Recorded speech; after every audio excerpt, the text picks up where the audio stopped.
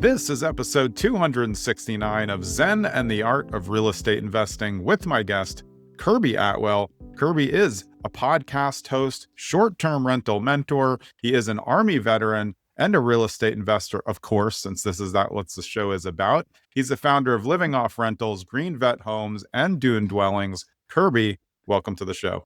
Jonathan, it's great to be here. Thank you. Yeah, nice to have you on the show. I've been on your show, and I know we'll be in a race to see which one comes out first. But were you interested in real estate before you went in the Army, or did it happen while you were in the Army? It happened while I was in the Army. I was always very entrepreneurial. My mom she owned her own insurance brokerage growing up, so I got to experience what it was like to kind of eat what you kill and that whole lifestyle. So it appealed to me, but I didn't know what form that was gonna take. And then in 2006, I picked up the gateway drug into real estate, Rich Dad Poor Dad. Got to be the purple book, yeah. Yeah, exactly. And it got me just like so many others, and so I became really interested then, and it really took off while I was in the Army. Did somebody send it to you, or did you pick it up on your own? Because I've heard a lot of stories. We've had a lot of veterans on, and there's many stories of reading the purple book on deployment or while waiting for something else. How did you get the book? I think it came out of hating my life.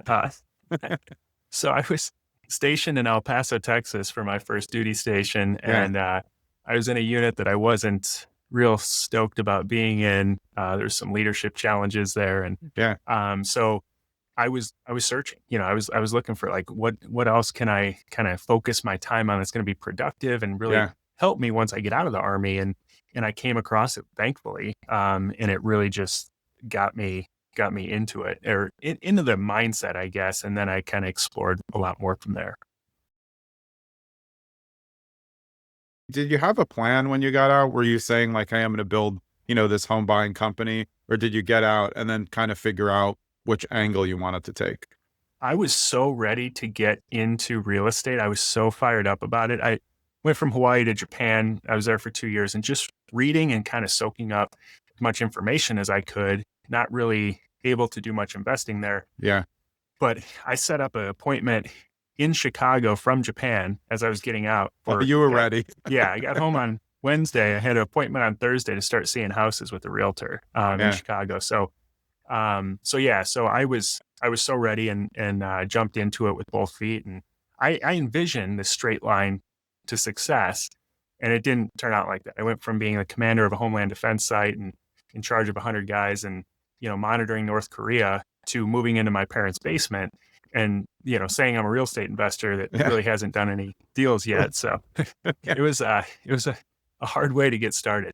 But that's a challenge for a lot of people getting out of the military, and also people who are in, police or fire or first responders who then either retire or get out or get injured, because you go from fully scheduled, like ultra scheduled, to I can do whatever I want, but also I'm motivated to do something, but it's not something that has a set amount of hours. You can't just say, well, I'm going to go from house to house during the day. It's not going to work like that. So How did you get up and get started, especially when you have that, where you're going back into your parents' house, already an owner of multiple properties, but like trying to figure it out?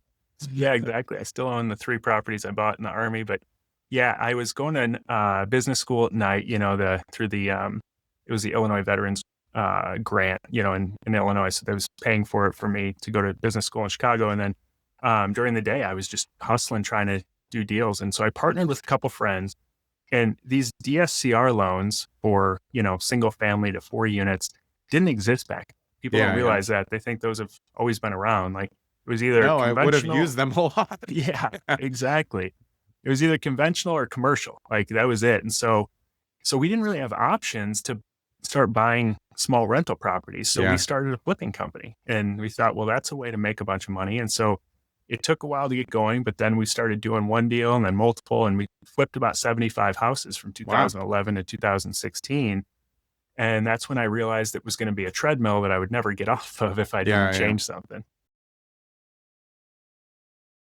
So after you did that basement unit, did you decide, hey, we just want to do short-term rentals or midterm, whatever it turned out to be? Mm-hmm. Yeah. So I'm like a super risk-averse person, especially after the flipping company. I was like, I want to do this the right way. And I I saw, even at that time, I was like, it feels like there's a lot of risk if you buy these high-end short-term rentals, even though it seems like people are making a bunch of money on them. If things go south or people stop traveling or, regulation changes, what do you do with this thing? Like Yeah. you can't rent it as a long-term rental. So I went out, and there's a town nearby where we lived in Northwest Indiana, about an hour outside of Chicago, where you could buy properties super cheap. And I was like, even if this doesn't work, I was looking at the comparable short-term rentals on Yeah. Airbnb. I was like, even if these numbers don't work out like these other ones, which I think it should, it still works as a long-term rental. Yeah. So started with that, the first one, and it again just started booking up like crazy. This is 2018, 2019. And then realized that if we started buying small multi-unit short-term rentals, kind of under the same thought process, Yeah. the net cash flow was exponentially higher. Right.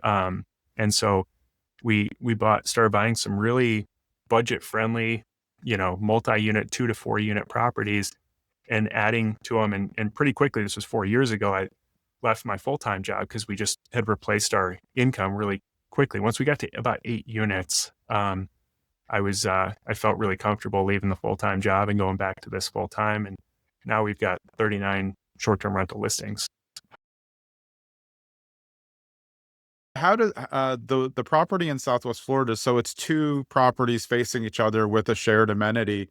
If there's, because I'm thinking of, I have property that I'm looking to develop, and I'm thinking of doing four with shared amenities. How has the shared amenity been for that type of thing? Because I always wonder, it could go haywire at some point Yeah. if you have, two parties who just somehow don't like each other. Yeah.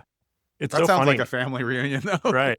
Yeah. Yeah. It's so funny because as we were building it, it was a little bit speculative, because half the people that came in were like, this is so cool, and then the other half were like, oh, what are you doing? I would never book a place that shares a pool, and so that's the great thing about Airbnb is there's, I think I'm trying to remember how many bookings there were last. I think it was like 400 million bookings on Airbnb. Yeah, 400 million bookings on Airbnb last year. There should be about 500 million this year. So all you need is about 40 to 50 bookings a year on your Yeah. listing to make it really, really successful. So you don't have to appeal to that, millions and millions of people, but there's typically going to be enough people that are okay with whatever it is you're offering, as long as it's smart and makes sense.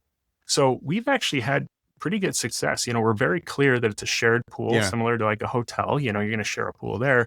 And so, the back patio kind of, there's you each have a side, but then there's a shared pool in the middle. Yeah. And it's worked out really well. But our super listing of 16 people, so we list the whole, Yeah. both units together, that actually has been booked up probably 80% of the time. Yeah, And that's the what I thought. individual units about 20%.